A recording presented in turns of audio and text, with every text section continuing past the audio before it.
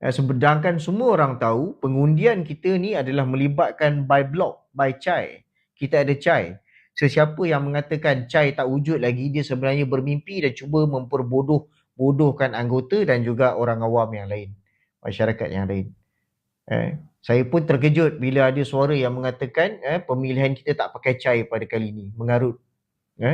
Hakikatnya yang mengundi ketua cabang itu adalah blok AJK masing-masing.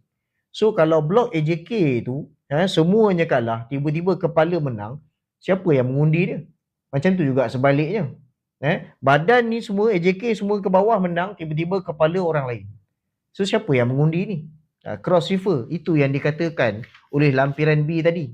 Benda tu, transaction tu tidak didedahkan.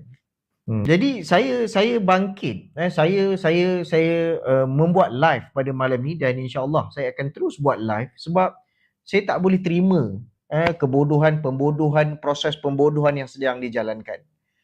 Saya semasa wacana itu saya datang pada malam itu dengan membawa nota-nota daripada kawan yang terlibat dalam industri IT. Kemudian bila saya baca apa yang YB Rafizi buat, mengesahkan apa yang saya bentangkan pada malam wacana itu, so saya merasakan berlakunya satu proses pembodohan untuk membodohkan intelektual anggota-anggota Parti Keadilan. Sebab itu saya rasa saya tak boleh berdiam diri. Saya merasakan bahawa kalau kita tak boleh jujur dan kalau kita tak boleh ada rasa bermaruah dengan sistem yang ada dalam parti kita sendiri, macam mana kita nak mewujudkan sistem di luar daripada parti. So ini saya tak boleh terima, tuan-tuan. Saya tak boleh terima.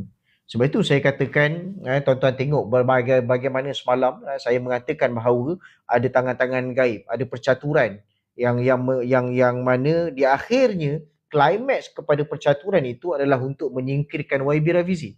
Mudah saja, tuan-tuan.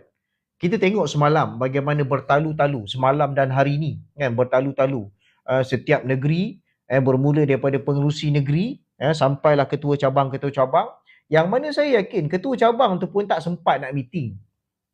Tak sempat meeting pun dengan AJK dia. Sebab apa? Nak duduk AJK nak meeting macam mana? Badan lain, kepala lain.